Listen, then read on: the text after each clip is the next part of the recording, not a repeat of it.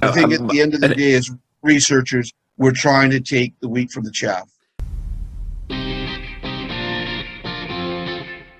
There's one golden rule for researchers in this business: thou shalt not hoax, not ever.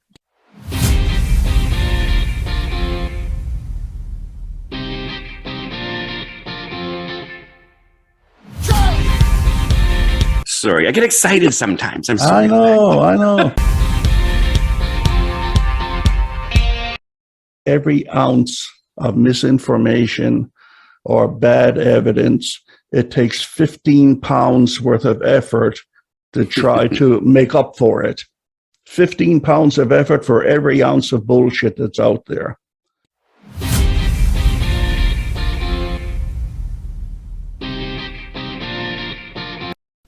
Skepticism.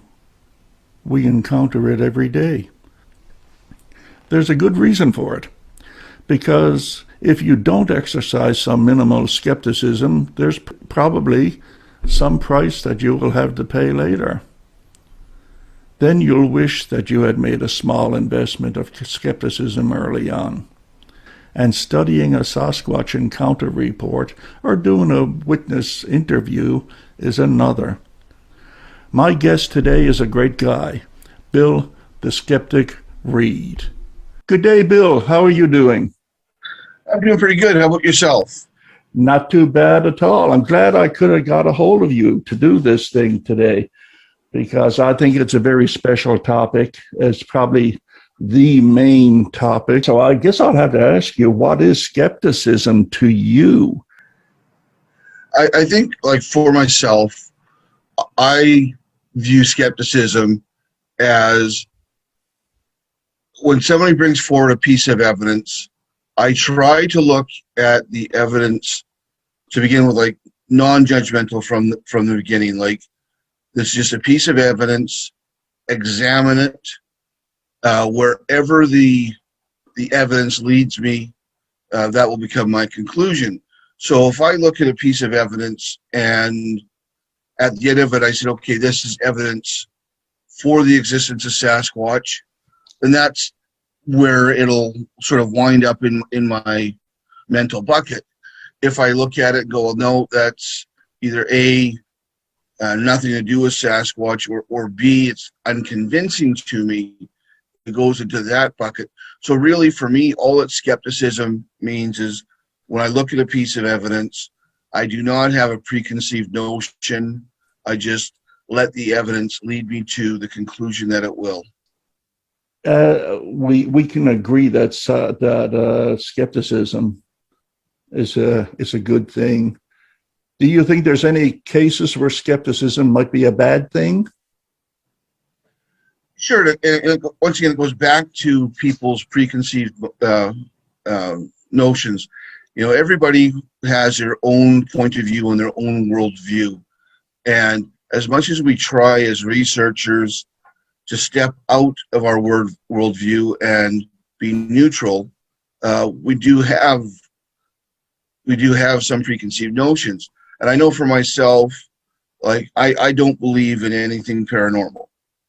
I know if somebody comes forward and starts talking about mind speak or interdimensional portholes and that sort of thing, I immediately go into, I'm really not going to give this my undivided attention. And at the end of the day, who knows? Maybe that's not doing the subject justice. I don't think so. I think that you know, it's correct, but we do bring our own bias into it. And you also see it in other researchers I've seen where they've said, you know, in their belief, Sasquatch is... There's different forms of intelligence, and there's wily intelligence, human intelligence, wily intelligence in the way of animals. Two of the most intelligent creatures on Earth are the chimpanzee and your North American crow. They're the only two animals in the world that use tools. You know, so I mean, there's a level of intelligence right there. I was quite amazed to learn that about crows. Crows will take twigs or sticks, put them in their beak, and root away at holes and cracks and crevices in trees, trying to get insects out. Nothing else does that. Nothing uses tools to extend their body. So maybe Sasquatch is a very intelligent creature, but intelligent on an animal level, not a human level.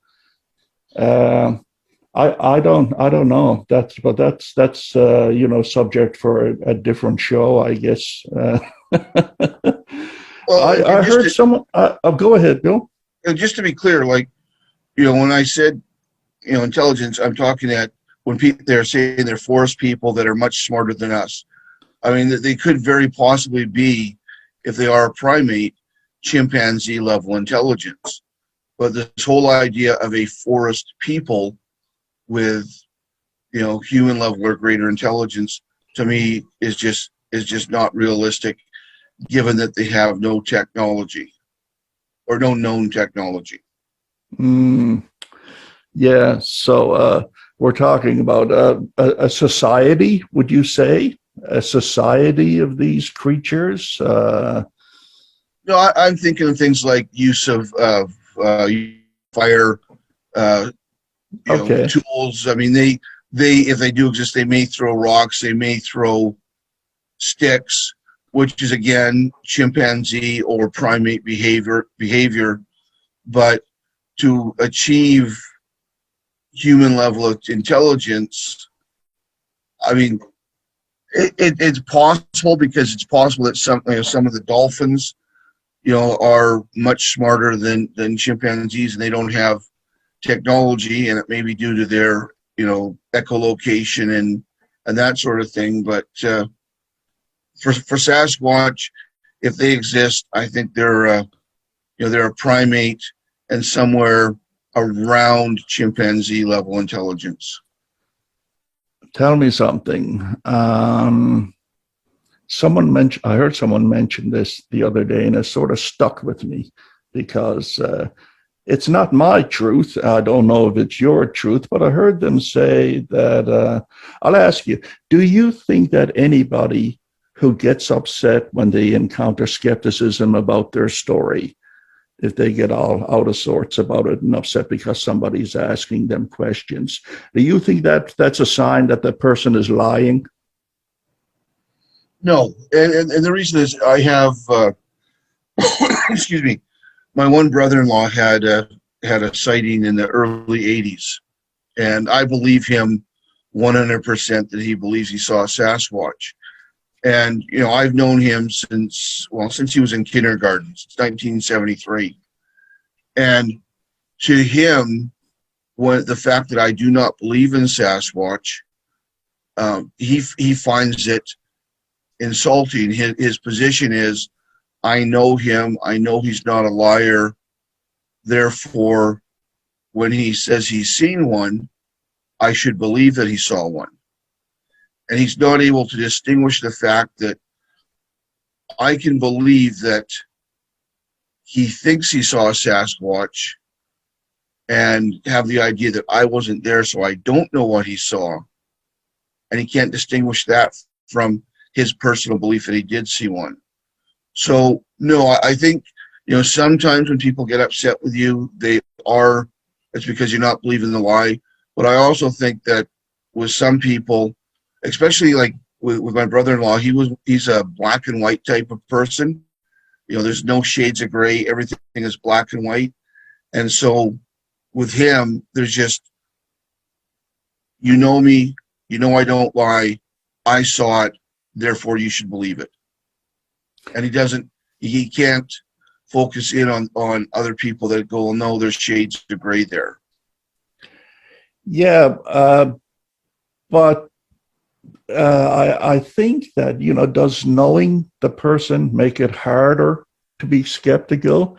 I mean, you touched on it. You said just the fact that, you know this person, they're coming to you and they got, their character reference and everything else, as opposed to talking to somebody you never met before in your life.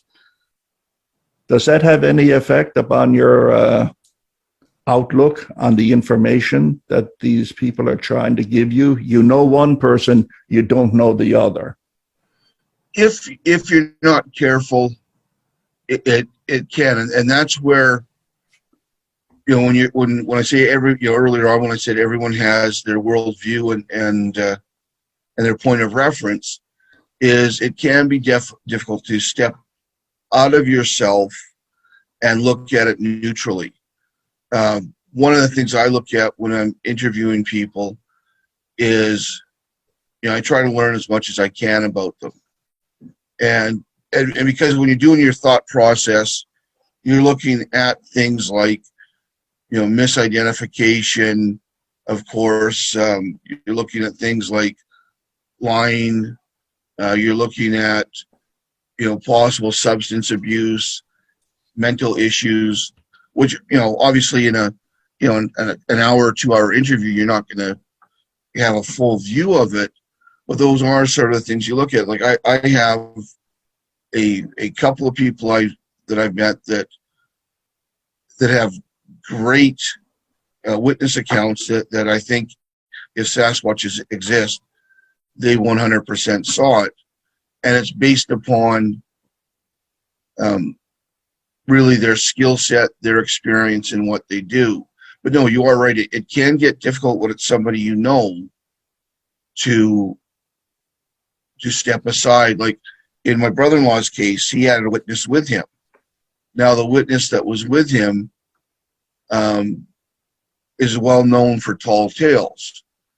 So Okay. for myself, if the other witness had come forward independently, I would have had a hard time not discounting it out of hand just because of his reputation. So it is difficult sometimes to step out of that.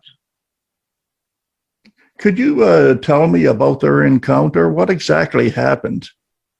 Okay, now I'll have to preface it with a little bit of background information for you because it is pertinent.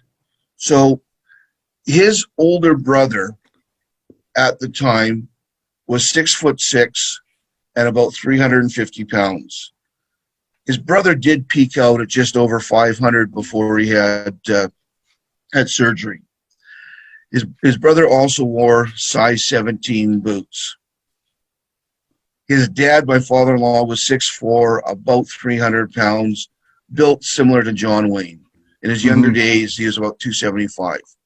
So, and now Dave is your average 5'9" guy, so he wasn't big. So what happened is Dave has been hunter, fisherman, hiking, camping his whole life.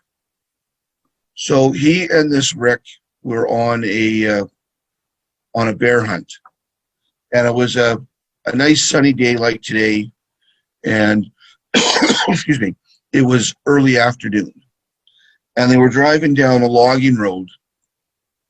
And I'll sort of give you the way Dave explained it, so where he gets his aha moment.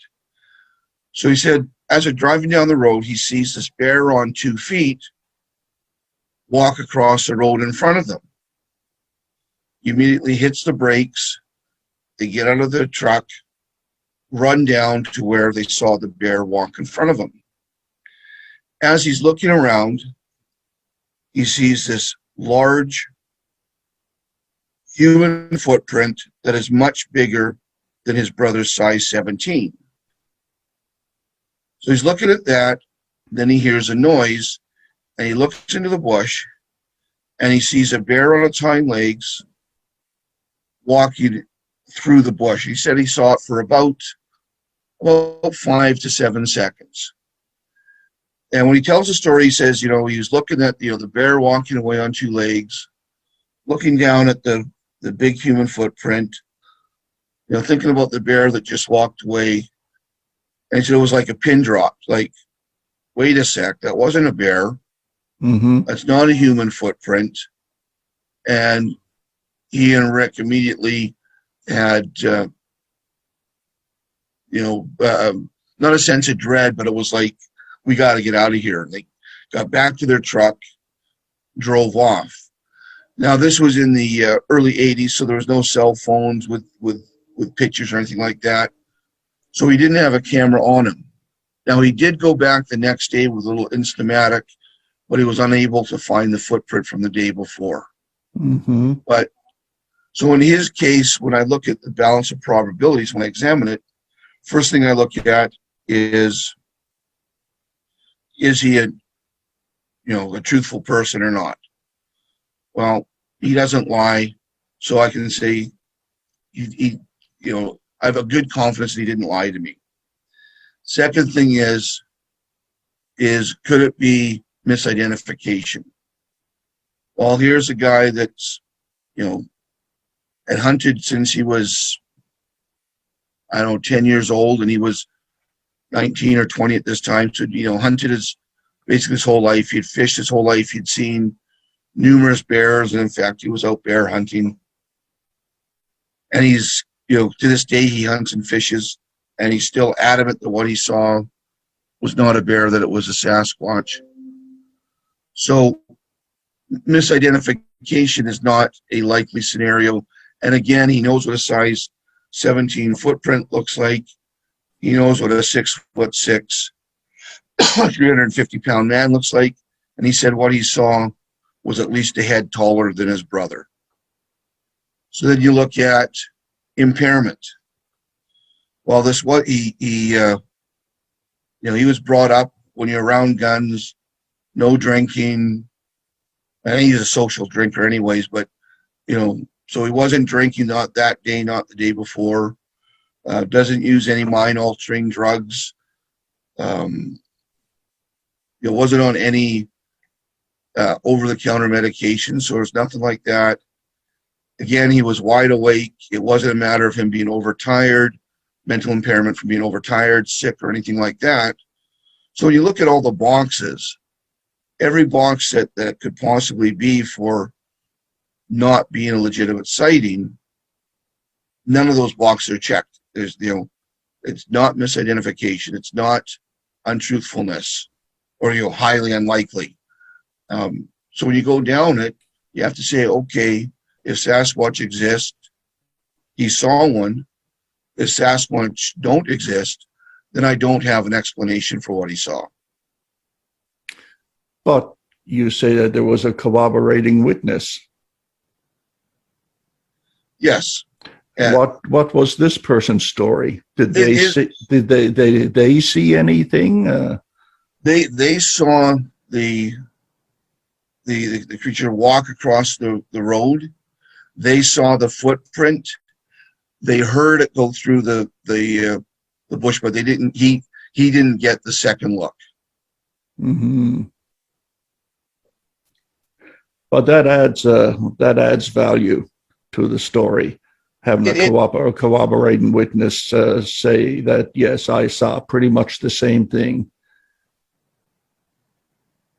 Yeah, yes, it does. But and again, the one and normally speaking, having more than one witness does help.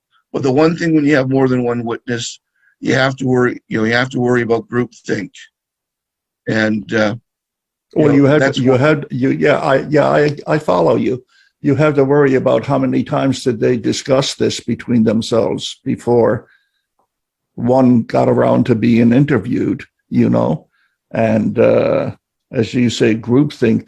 Did someone start to take on effects from another person's version of what happened, or does that muddy the waters that they had time? I'm not saying they did, but I'm just putting it out there in general, that witnesses had time to be able to compare notes before they talked to a researcher about it.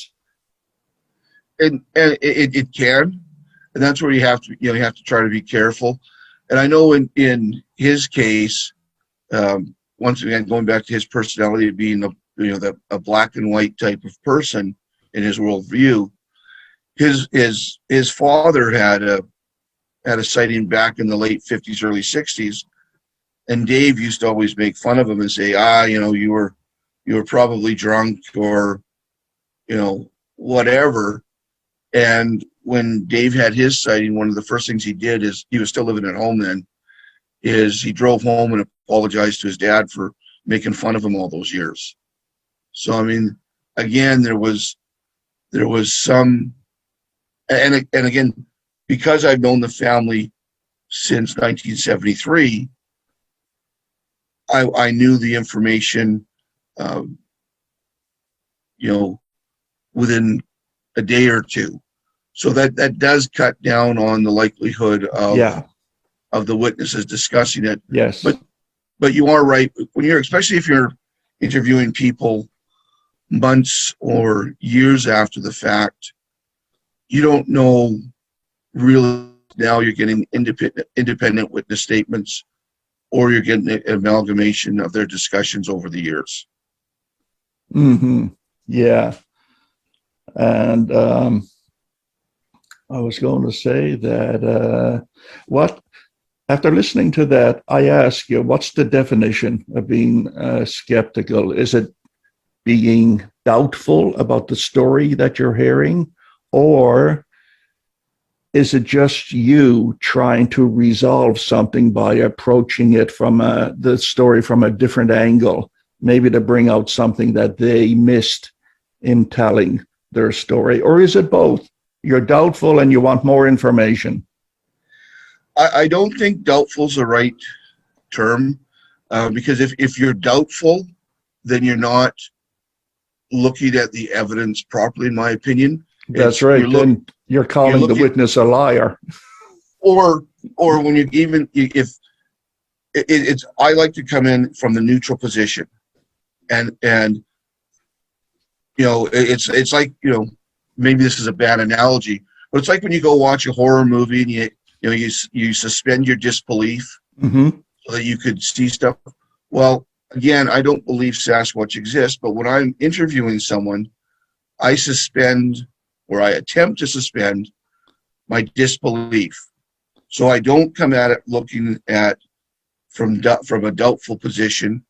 I try as best I can to be absolutely neutral, look at the evidence that they present neutrally, and then see where that leads me.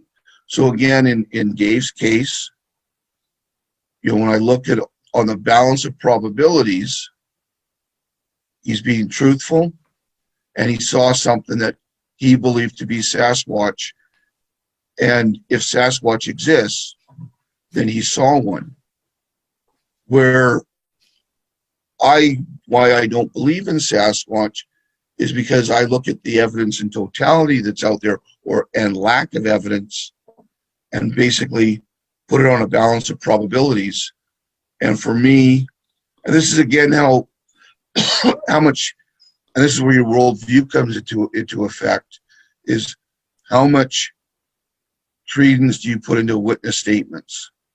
Now, a lot of people that base their belief on Sasquatch, they base it a lot on, there's 2,000 or 3,000 reports a year. They're similar, therefore something must exist. For myself, for concrete evidence, I view sightings as hearsay. It's not the concrete proof that I personally need to lead me to belief in Sasquatch. I don't, so it's not doubting the person. It's looking at it from a neutral position, and then base my decision on the interview. Mm-hmm. What does one say when they're skeptical about something and they get feedback from other people telling them that they should be more open-minded and stop being so critical? What do you say to a person who takes that approach? Why are you so skeptical? You should be open-minded. Give the person a break, yada, yada. Well, and again, this is a simple question with a wide range of answers. When you look at, when the person says you need to be more open-minded, that, again, to my way of thinking, really depends on the person. On some people, when they are saying you need to be more open-minded, what they're actually telling you is, I believe in something. I can present little or no evidence to convince you, but just because I believe in it, no matter how absurd it may be, you need to believe in it. And then the other end of the spectrum, you can have somebody that has looked, and I'm fully prepared to say that somebody could look at the exact same evidence that I have over the years and reach a different conclusion. So I can understand at the other end of the spectrum, somebody that's researched as being that neutral, and then when the evidence has led them to believe that Sasquatch exists, they could say to me, you know what? You think you're open-minded, you think that you're giving this evidence a fair shake, but I've looked at the same evidence. I've come to the different conclusion. I think it's you just not really being neutral, really being open-minded. So there's a wide range in that statement, and there's also a wide range that you can discuss. If you get somebody that approaches you from the, you need to be more open-minded just because I believe in portals and mind speak and everything, and the only reason that you don't believe is because you have a defective brain and you won't believe this stuff.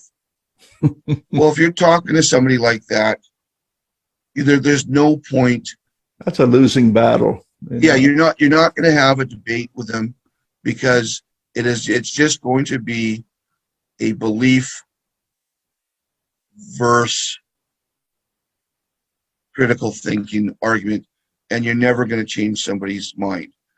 On the other hand, if you have somebody that is reasonable, looked at, is evidence-based, and has simply reached a different conclusion than you have, when you have that discussion, you can sometimes learn some valuable stuff, and you might actually find in the discussion that, hey, maybe they're right. Maybe in this instance, I didn't look at it critically. I didn't look at it neutrally. So there can be value in that. So really the discussion can be a time waster, or it can be quite valuable depending on the person that you have an interaction with. Yeah, well,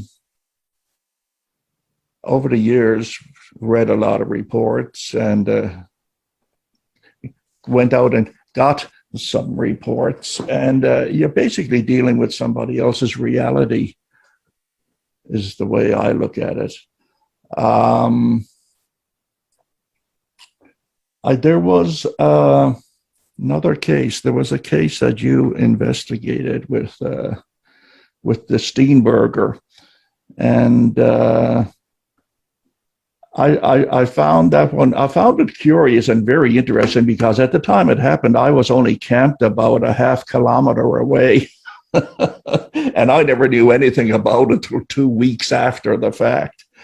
And that's where this lady, nobody mentions where it took place. I don't mind mentioning where it took place, but this lady claims that she saw a Sasquatch in the park. It's a campsite that holds about 60 or so spaces for camping, and it's they have a caretaker, and you have to pay for your camping things up front. I know the caretaker.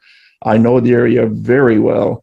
And could you tell me a little bit about that report? Okay, now just to be clear, I didn't go to the physical location. Thomas and Brad Trent, another one of our researchers, They were there. Unfortunately, but I was involved in the after. Unfortunately, I happened to be up at 70 Mile when Thomas got the call, and I didn't get back to town till the next day. But I am very familiar with it, and I can tell you if you want to hear the story. Sure. First of all, I never asked this question of Thomas. How did he get a call? Who called him? The lady herself called. So basically, the series of events went. On the Saturday, the woman had what she believed was a sighting at about 10 a.m. Mm-hmm. She phoned Thomas that night at approximately 6:30 p.m. How did you hear about Thomas? Do you know? She looked on she did a Google search and came up with his number. I believe okay. she actually found his number through your West Coast Sasquatch group, but Yeah, I might be probably. mistaken on that part. Yeah, because I found it interesting that like I said, I never heard anything about it for weeks, but Thomas gets a phone call. I'm always ribbing him about the signs on the side of his truck. I said, do you think those things pay off? Or is it, why don't you spend some money and just go in and get, something done at a sign shop? Well, I'll tell you, I was parked at a logging road with him one time on more than one occasion, and I've had somebody whip by, see his signs, and stop to talk to him and tell him of a sighting. So they do have some value in that regard. Oh, they do. It's just like Bill Miller used to go around with Bill Miller, and people would see Sasquatch investigations or tours or whatever on the side of his UTV, and they would just come up and just start a conversation with him about Sasquatch. I mean, it works. Advertising works, but anyway, let's get back to this story as you know it. Okay, so then Thomas and Brad met the lady the next, on the Sunday at around 10:30 a.m. So it was basically 24 and a half hours after her sighting.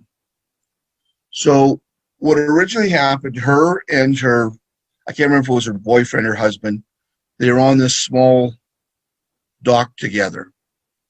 And she took some pictures with her cell phone. Now, it's unclear, because in her original phone conversation, she said she saw the Sasquatch, or it appeared that she saw the Sasquatch in the photo. The next day when they met, her story was a little bit different, and that she had saw the Sasquatch and took the photos. So there was a little bit of change there. Now, the beauty of this sighting was it had very good landmarks. It was a small wharf, so she was able to take Thomas to the exact point that she was standing.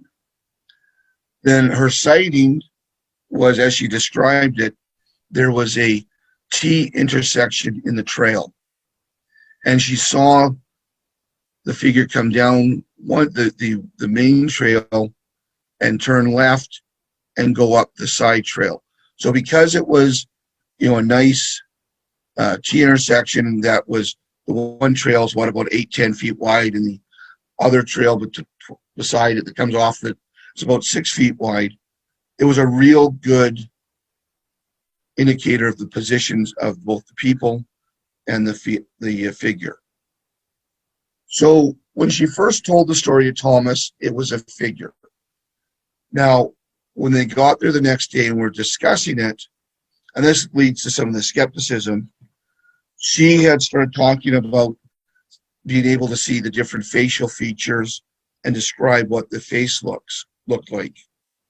Now, based upon the position she would have been and the figure she would have been at, it would have been impossible to see those facial features without binoculars or something like that. So basically her story was she saw it come down, walk the trail, make a left, and then go up the other trail and disappear. So she did give Thomas, at email Thomas, some photos that she had taken of the figure. And luckily enough, at the intersection, there was a tree that had a branch that came across the trail. So it gave it, again, a good height marker between the height of the figure and the height of this limb. So she had taken the picture with an iPhone 5. So after they did the interview and the lady left, Brad Trent had an iPhone 5, so they decided to recreate the pictures. So they had, at one point, Brad standing on the wharf where the lady was, and Thomas stood, walked through that intersection, and then they reversed it with Thomas taking the pictures and Brad doing the walk. And what they found when they compared the photos is the figure certainly was no taller than Thomas, and actually looked like it was slightly shorter than Thomas. And Thomas is about 5'9". So the figure wasn't large, wasn't massive. It was human shaped. When you looked at her photo, it really looked to me, and I've seen the blown up photos, it looked to me like it was somebody in a hoodie.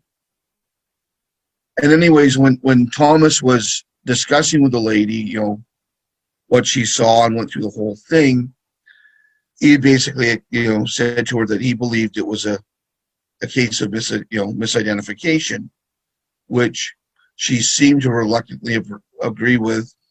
And her husband or boyfriend, he thought it was misidentification. But he said he didn't get a clear look, but it didn't make sense that basically mid-morning in a crowded parking lot, municipal park, that a Sasquatch would be walking down a main trail. So after the fact, Thomas interviewed the park caretaker and some other people in the area, and nobody saw anything strange. Nobody's dogs were barking unnecessarily. So at the end, it was pretty clear that on the balance of probabilities, it was mistaken identity. He doesn't think that the woman was lying at all, but he does believe that she wanted it to be, in her mind, she wanted it to be a Sasquatch. So that's what it became. And then later on, just to add a twist to the story, when Finding Bigfoot was doing their episode on BC versus Washington, which area is more squatchy, well, they had contacted Thomas, and Thomas gave them the names of a bunch of people he had interviewed over the years. After he had cleared it with them first, that he could give their names to Finding Bigfoot, and the lady was one of them. And they did do the interview of her on it, and of course, Finding Bigfoot said that, she most definitely saw a Sasquatch. God bless the BFRO. I don't know if it's a BFRO. I tend to think there's some good researchers in there, but I think it was God bless Animal Planet and the production crew. It's there if not now, but there were good researchers in the BFRO, many of them who have left the BFRO many years ago because they didn't like the direction that it was taking, and what was considered evidence and not evidence, I guess you could say. There was a disagreement over that, and that was years ago. Where they are today, who knows? How long have you had an interest in the Sasquatch? How many years? Well, my first book on Sasquatch was given to me by my grandmother, and it was on the track of Sasquatch, and I was fortunate enough to have John Green sign it a few years before he passed. But my grandmother gave me that book in 1974, and I'd already been interested in Sasquatch for a few years before then. So, so you've been keeping an eye on this for a while, checking the pulse of the situation as it goes on. The same with me. I mean, I came across Sasquatch at the bottom of a wood box in a cabin. It was an old Argosy magazine, and it had the PG film on the cover. And I was a teenager then, and I thought, holy mackerel, I'm glad we don't have anything like that here, And it wasn't until I came to BC and finally got around to meeting John Green. Well, since then, it's been about 19 years that I've been involved in squatching one way or another, or Sasquatch research, I should say. And so I wanted to ask you, why do you think people go there? I mean, I'm going on 19 years now, and I scratch my head till this day about it. So I'll ask you, you can answer the tough questions. Why do you think people go there, like this lady seeing a person in a hoodie on a sunny day goes, Sasquatch, Sasquatch, you know? I mean, I go into the forest a fair bit. I'm out there. I camp a lot. And when I see or hear something strange or unusual, Sasquatch never enters my mind. That's the last thing I would ever think of. I think it's the mystery and the excitement. Like, you know, and you know, just speaking for myself, when I first, you know, when I was a kid, I mean, I was like, in 74, I was 11 years old, or sorry, I was 9 years old, get my math right. To me, it was just like that excitement that it could be something out there. And I got in, when I first got into myself, into looking after Sasquatch, I was 100% convinced they were real. I read all of John Green's books, and to be honest with you, I thought at that time, within 10 years, they'd be pulling one out of the bush and put in a zoo. And I think, you know, if you're somebody that believes that Sasquatch exists and there's that mystery, you want to be part of it. You want to be part of the cool kids club, whether you think that on, you know, subconsciously or unconsciously, or sorry, consciously or subconsciously. I think that's with some people. But I do think there are other people out there that, you know, when they've seen that, from what they see, they legitimately believe they saw a Sasquatch. There's many people that said they never thought about Sasquatch or didn't know much about it, you know, till their event happened. So I think, again, you have that a wide range of people. You have someone and that they're looking for that excitement. They're looking for that, you know, I'm special because I had this encounter, all the way to people that that see something and they just have no explanation for.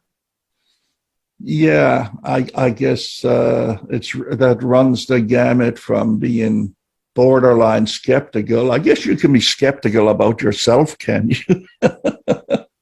Well, I mean, Shakespeare said, to thine own self be true. And I think that's what, you know, as researchers, we have to do. And I think, you know, I was being interviewed, and somebody sarcastically said, you know, Bill's going to need to have his own sighting to believe it. And I'm going to get this T-shirt made up one day, I swear. This other lady said something that I thought was just brilliant. Said that, you know, if Bill ever sees a Sasquatch, he's going to have to give it a hug so he can check it for zippers.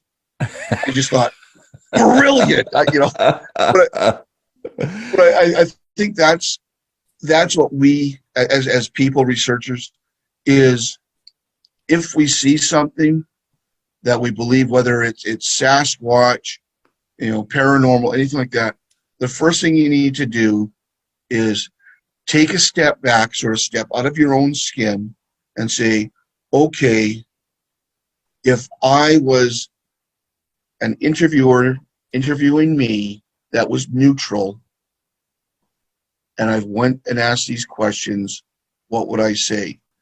And if you can honestly say to yourself, given what I saw or heard, if I was a neutral person asking these questions, I would say, yes, they saw something. Then you can probably have a high degree of confidence in yourself that you saw something. Well, but if you don't have that ability to do that, and you just automatically go to, wow, great, I saw something.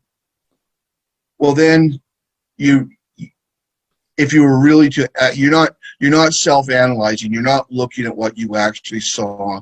You've automatically gone from a position of, I believe, to I've now had some evidence that I've immediately concluded supports my belief system.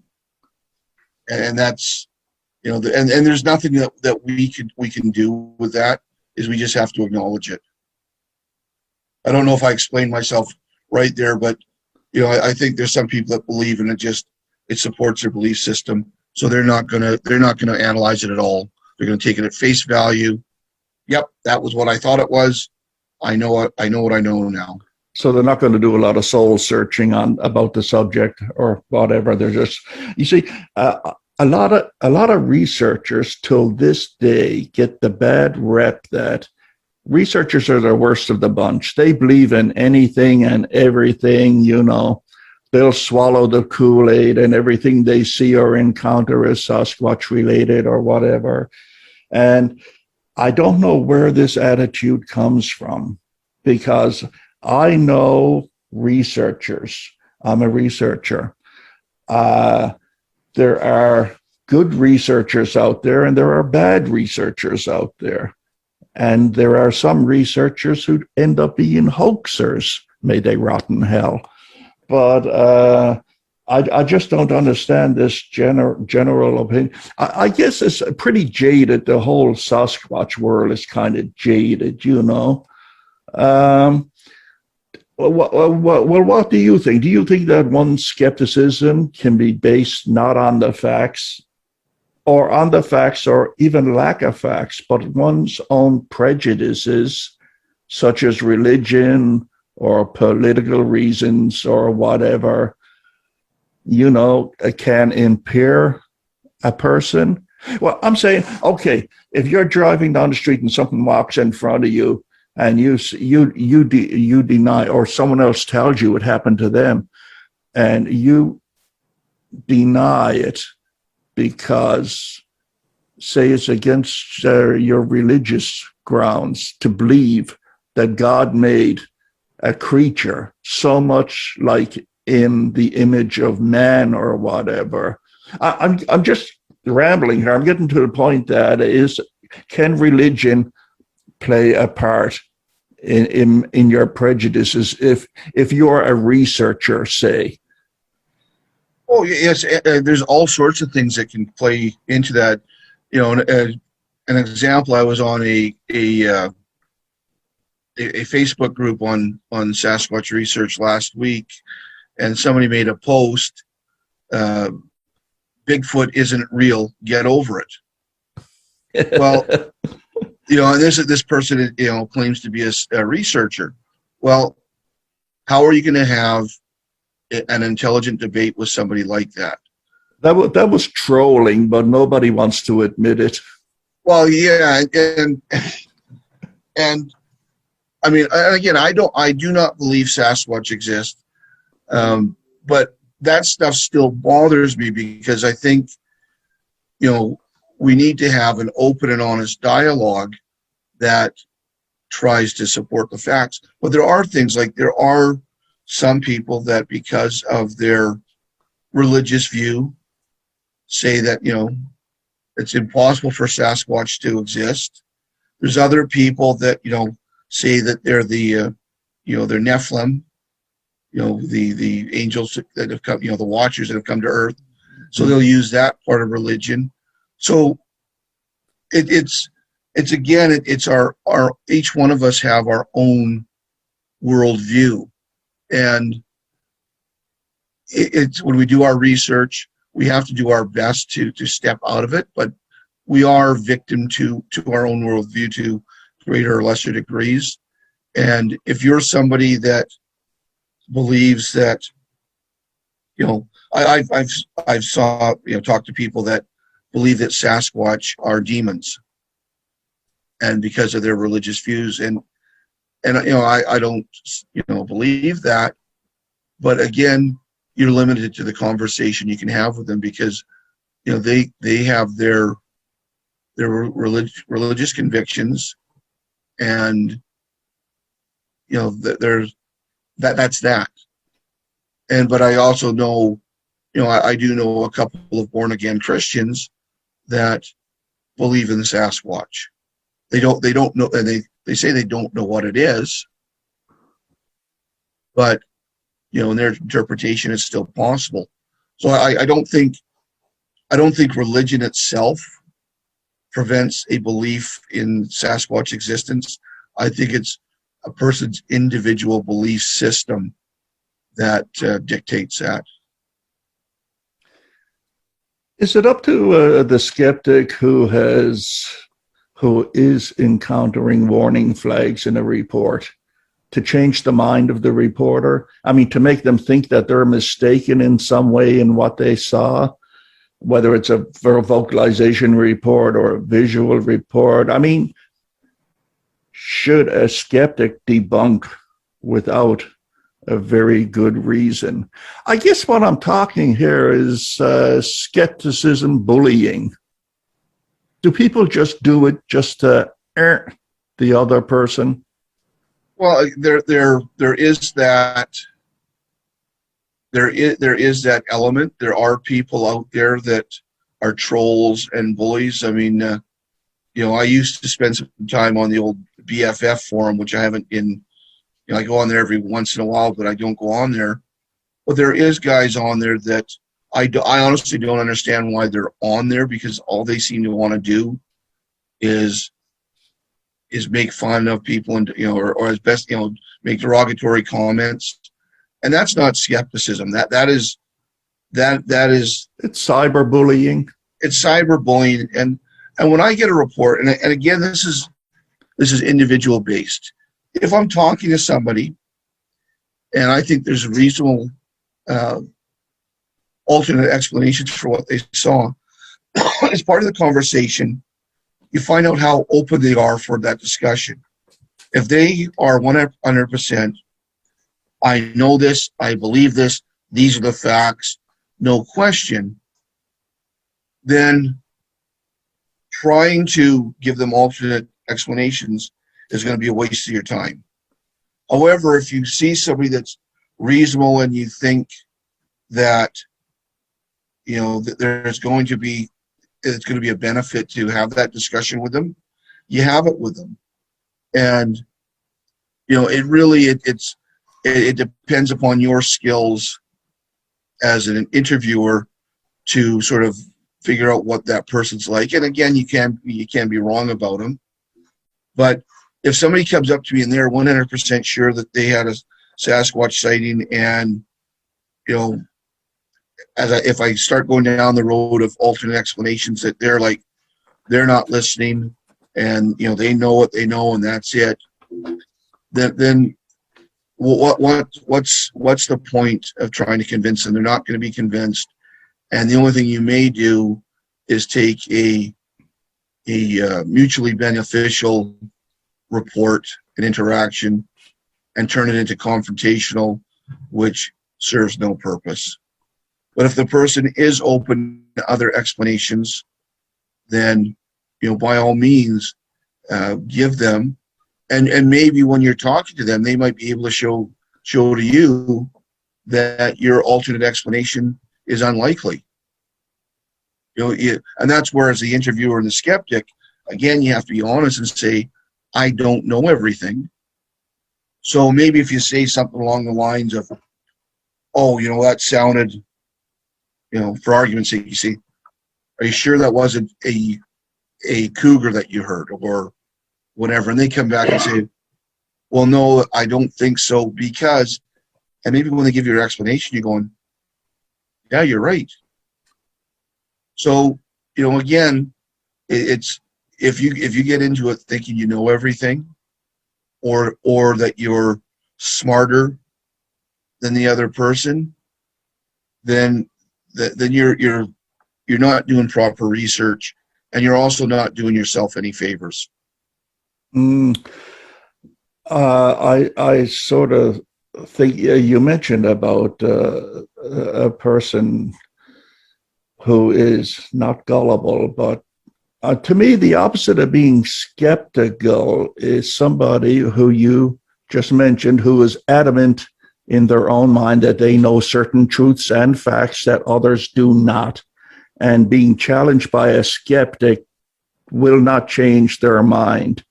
You know, to me, that's the opposite of a skeptic. Somebody who's a solid block that believes what they believe, and you can ask your questions, but I'm not going to detract from what I know as facts. You know, in other words, not very pliable at all in the way of gaining information, further information from them.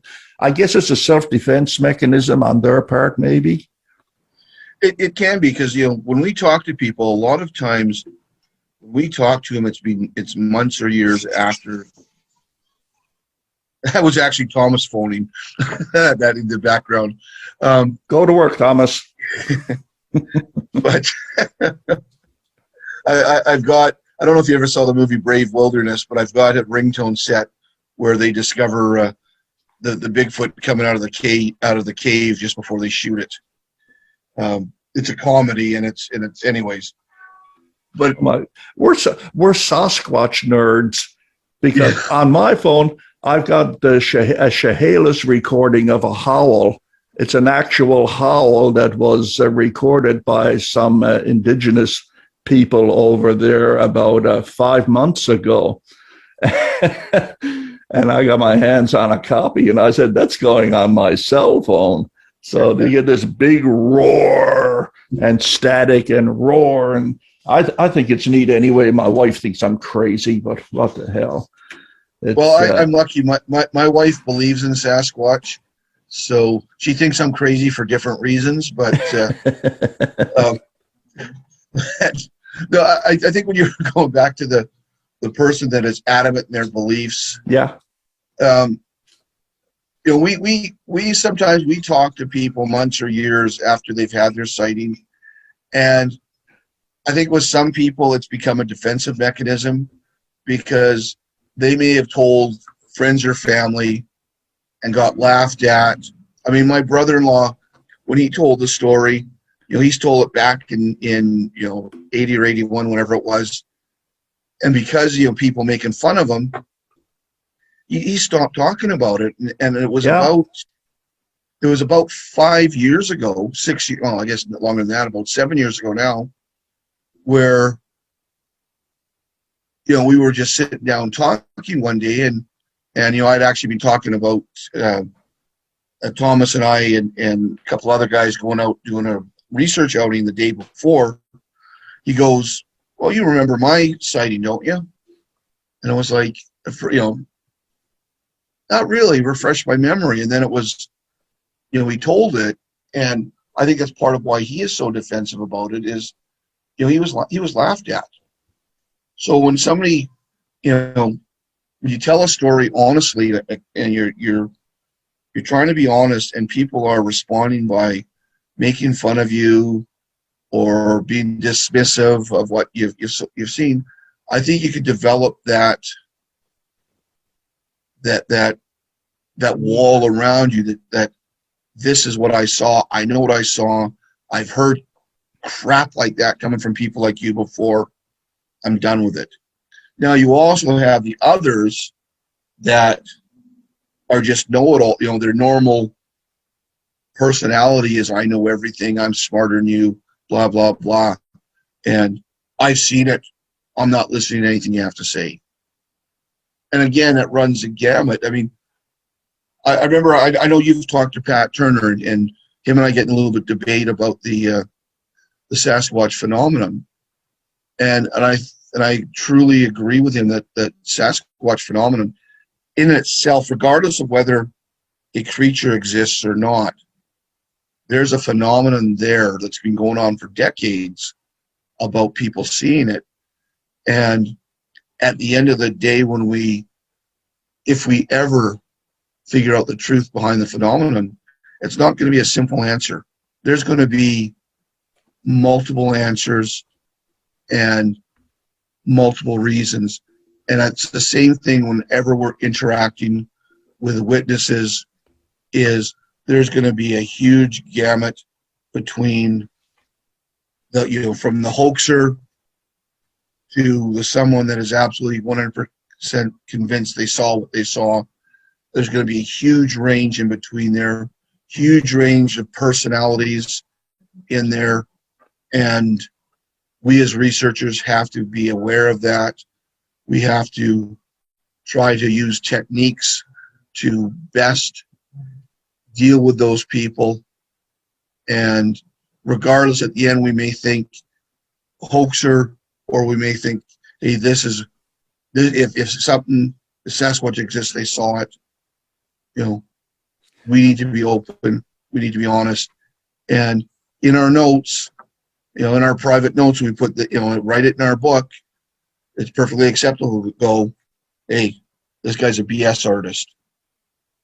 Or another one go, I really would have loved to have seen that, being there when that person saw what they saw. I brought it up at the beginning of the podcast about, can skepticism be a bad thing? And I think in some cases it can. Not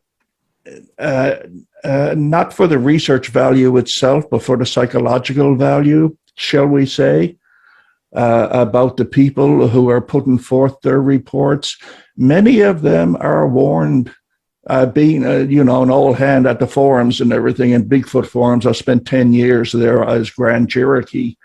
And many people who come forward for the first time with their reports, sort of tentatively pushing the paper across the table at you and jumping back to see what you think of it. Many of those people have been warned by others, do not put your report on the internet. Because if you do that, you better be ready to be torn apart, because there's people out there like mad dogs who will pounce on you. And it's true. Thank God there's not many of them. You mentioned yourself about some people that are, attack dogs for fresh meat. And so you can understand somebody being upset when they're being just, skepticalized, if that's a word, to death, and nobody to turn to, nobody who understands what you're going through. I've seen that, of course, in real life as well, just not on the internet. I asked Thomas about that in the podcast I did with him.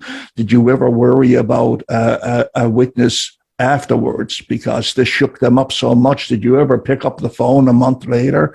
And we got into an incident that did happen along those lines.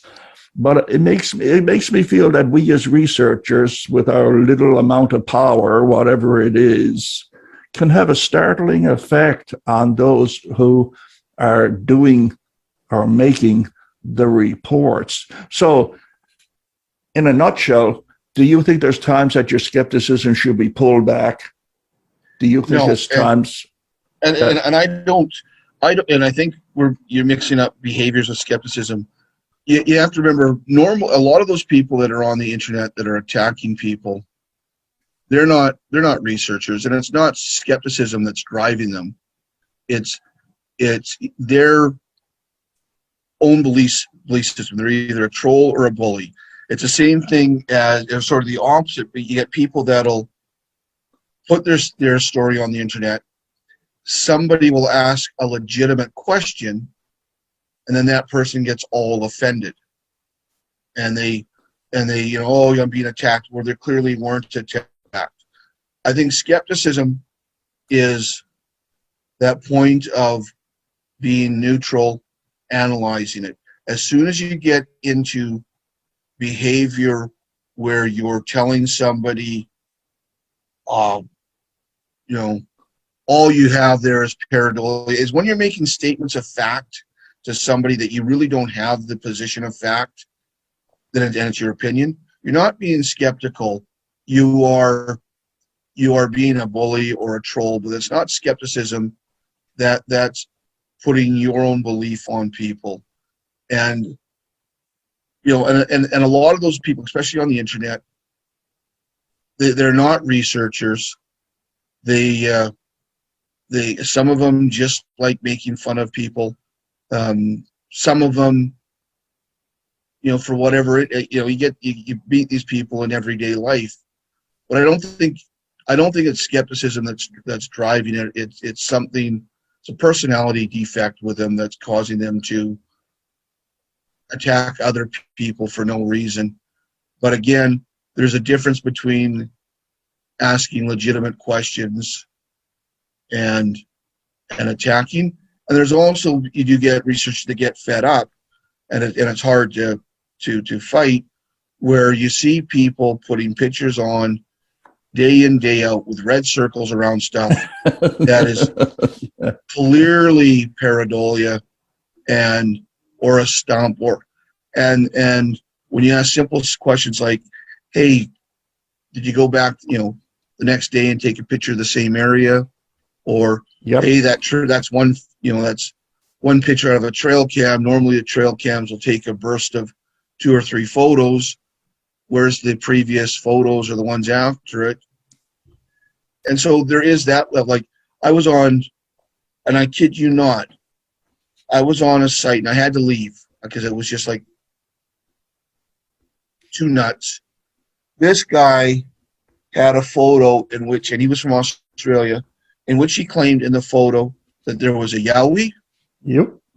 there was a 6-foot alien creature stepping out of a porthole, there was a Sasquatch, and a witch, all in one photo. And you had people fawning after him, going, "Oh, you're so brave for being out there." But on his group, if anyone so much as questioned any of his photos, they were banned. They were banned. Yeah. Yeah. I was on a Bigfoot, a Dogman research group, which claimed to be scientific based, and they found a body or body parts. There was basically 12 bones they found of this individual that died at a campsite, and they found him a year after the fact. Well, this woman had a feeling that a dog man decapitated this guy in the middle of the night. Now she had this feeling. So I brought forward a couple, that's probably not what it was. Somebody came up and said, wolves don't do this, right? So then I linked to stories of verified accounts of wolves doing exactly what he said they didn't do.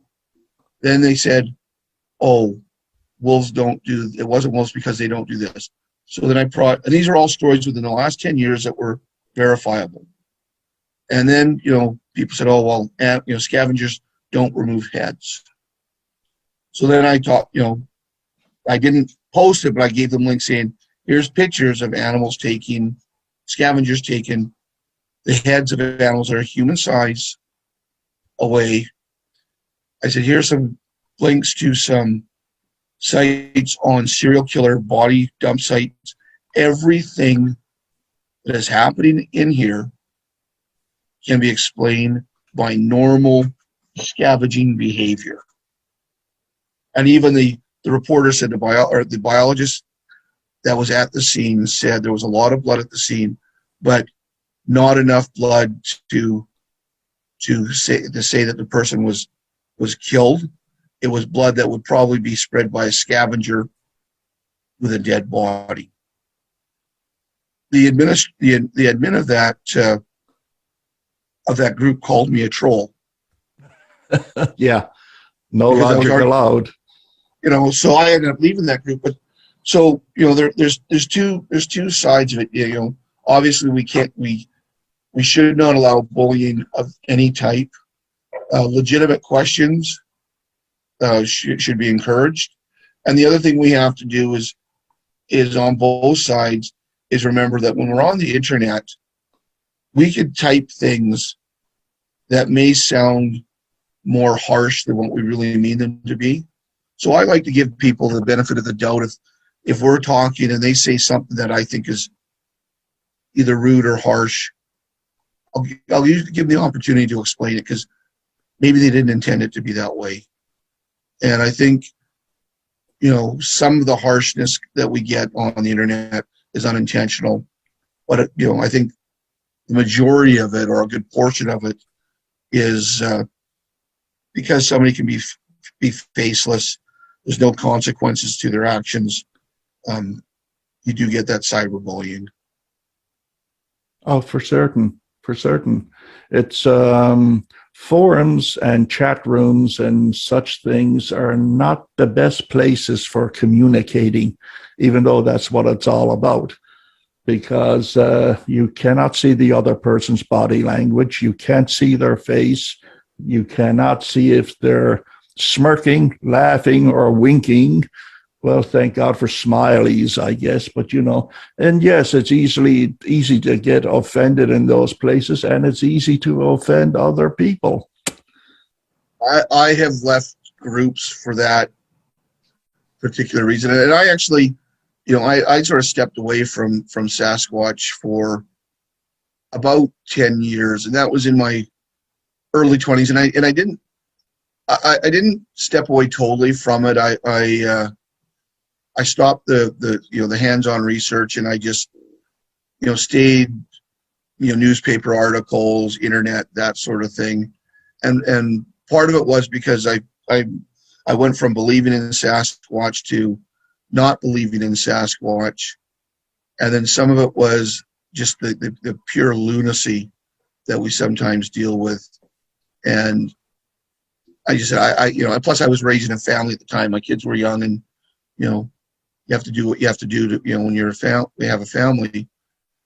And oddly enough, how I got back into it, how I met Thomas, was I was debating a person, excuse me, over the old mission hoax from 1977. Mm-hmm.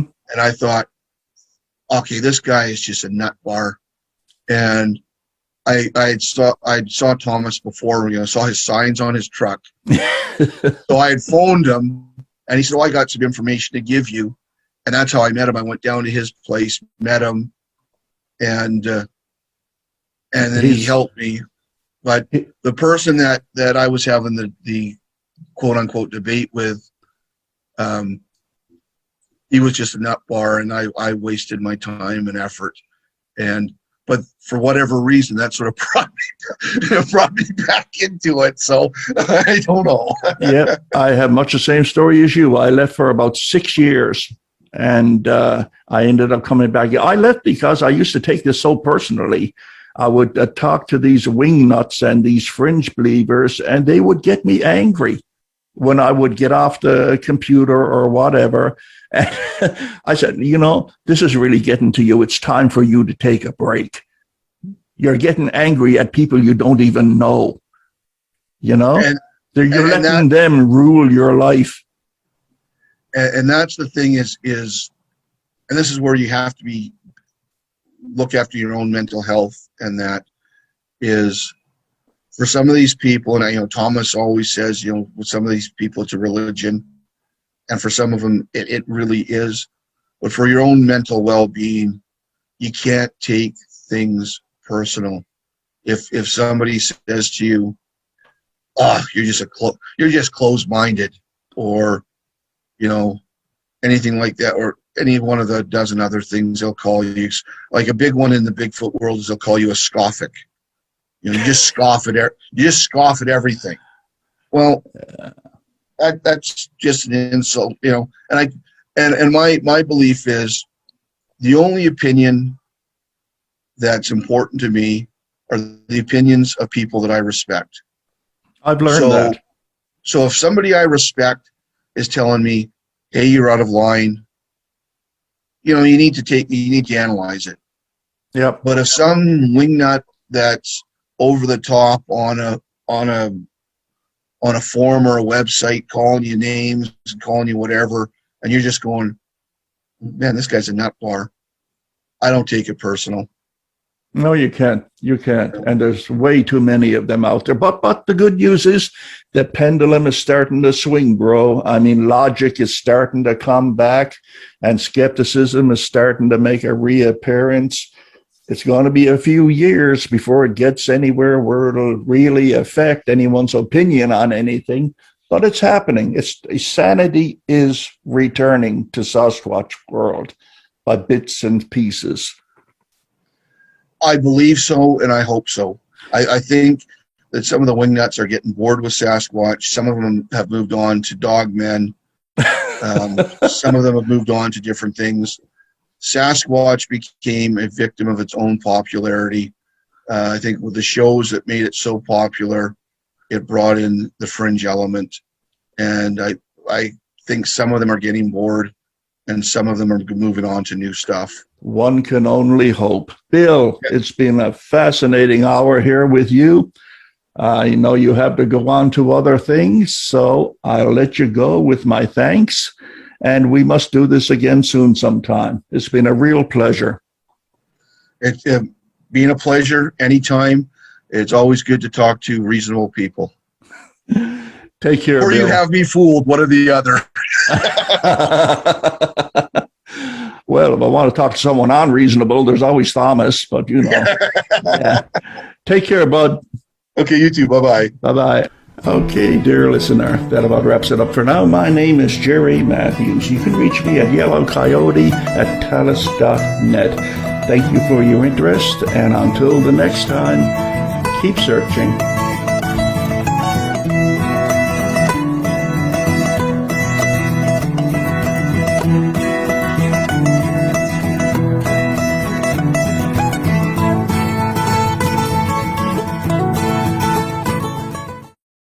When it comes to Sasquatch research, and it deserves to have a lot of attention paid to it over other things.